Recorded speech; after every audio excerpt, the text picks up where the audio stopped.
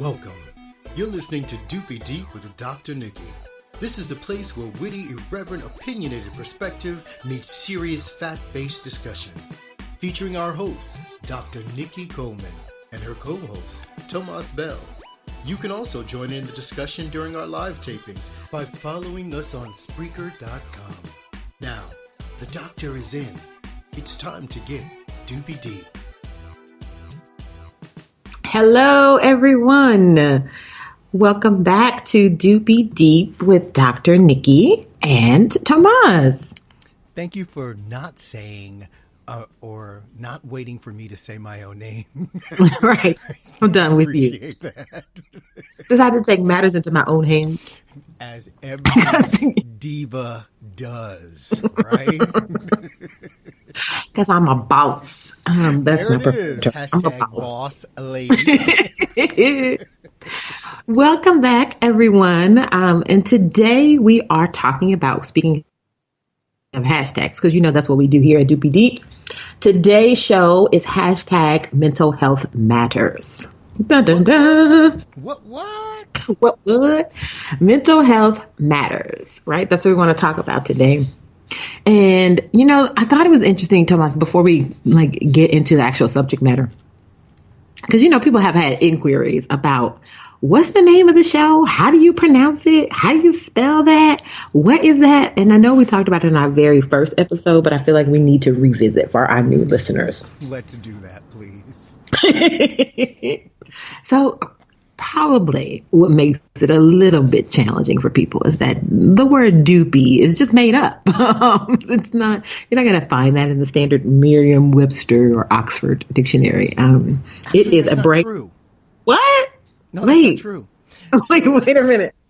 And I don't want to cut you off, but it's too late. Here's the thing. Get me right though. I'd rather be cut off and right than talking and wrong. Right. Don't be that one. So here's the thing. I say to everyone, don't go to like the Urban Dictionary definitions of Dupee, because you can only imagine what the definition is. But the real definition of Dupee is actually a type of soil. What? Yeah. So wait a minute, you're bringing me layers of levels to this today. Yeah. When I first used, I thought you just made it up. No. So it's a couple of different things. It is also a surname, which has been, I think it's of European descent, and I believe it is Anglo something. It may be Anglo-Saxon. It may be. I'm not exactly sure on that. That I'd have to research. But I know it's a surname because I've heard it before. But the other thing is, it refers to a type of soil. So when I first thought I was being witty and used the term Dupee Deep, it's because it's the deep layer of soil. And that's why I was like, you know, you're getting into the Dupee Deeps, like you're really digging down deep in the soil. So that's the metaphor. But I understand that we're nerds, so that kind of thing doesn't necessarily translate out into the greater audience, because no one says, did you get the top layer of soil? No, I got the Dupee layer. You know, like no one really does that. First of all, that would be digging far too low to plant anything anyway. Sub-basement level. Yeah, right. So, well, this is good. This is informative to me. I'm now to go and do my research, and I love that there is like metaphorical like meaning to this. So be thinking about things. You do, and you know what? I should have known. I should have known with you, it would not be anything just made up or frivolous. I wish I could have Shakespeare'd it, but unfortunately, alas, they're not. Thou beeth my maketh utheth. Whatever that meant. Oh my goodness. I think we've gotten slightly off task already, but my point was the reason why we call the show Dupee Deep, because I just like the way it sounds. It made me giggle every time I've ever heard it or said it. But it gets to our overall, I think, tone and theme of the show is that we always want to try to balance the more serious, in-depth, reflective, thought-provoking conversations with a little bit of levity and humor. Right. That's what we specialize in here. So it's DUPEE, Dupee Deep, DEEP. So when you're telling your friends about it, because I know that's what all our listeners and our fans are doing, when you're telling your friends about it, you might have to spell it out for them so they can find it in their various podcast subscription services. So I just wanted to get that clear on the table. Doing it like a song, like a DUPEEDEEP, and just let your friends know like that. No, trust me, they will never forget it. No, because it's weird. But you got to do the whole thing. DUPEEDEEP with Dr. Nikki. Dr. Nikki. And put that stank on the end, Nikki. Right? It's too much. What a good show to talk about mental health. This sounds like I need some assistance right now. Maybe you're in a special place right now, and getting some support might be a good next step. Might be a good thing. Let's talk about it. A really, really special place today. No, we're silly. I'm so distracted by that rhyme that you did. I'm not really. I'm just gonna make You see how catchy it is. There it is. I'm gonna make just a hard segue to the topic. Thank you. And let you get yourself together, let you reacclimate. So we want to talk about #mental health matters. This is a topic that's deeply, deeply central to me and kind of how I orient myself in the world. I am a licensed psychologist. I am a counseling psychologist by discipline and degree, and I see clients in therapy. I value therapy. I value it personally for myself. Have taken advantage of a therapy hour or two in my lifetime. I value it as a process, as an experience, and a big part of what I do in my faculty role is train other therapists and other mental health professionals. So I live in a world in which therapy and talking about therapy is commonplace. It's not something that is kept under wraps or whispered about or anything where there's any shame associated with it.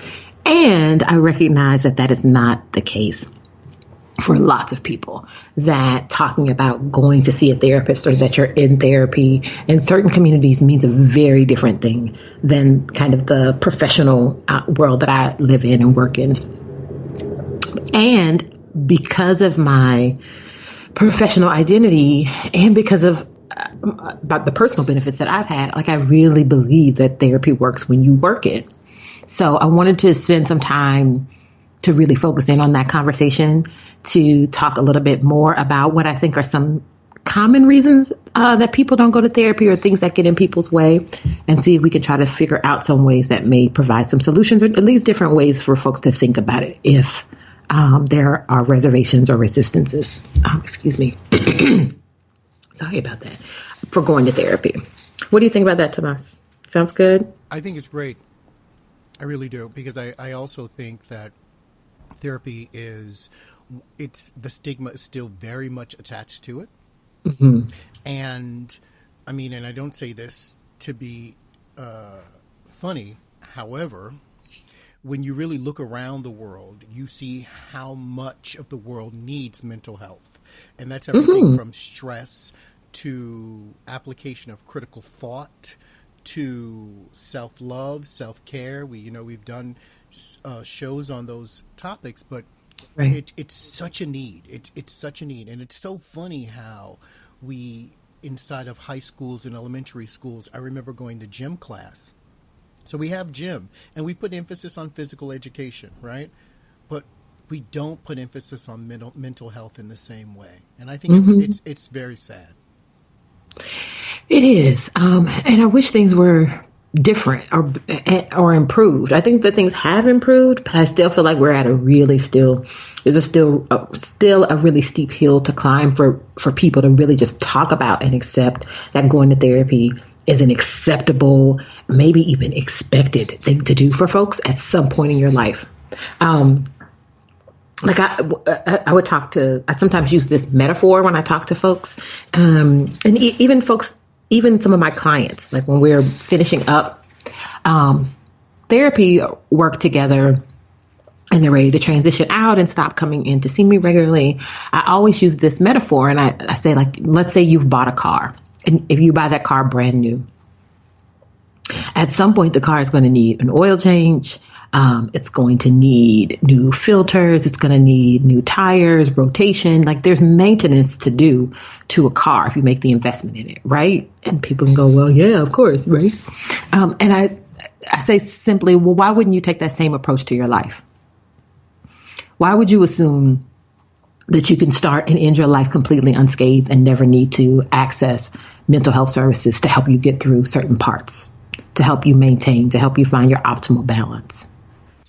Well, I think part of that would be that people don't actually know what mental health means or what it is.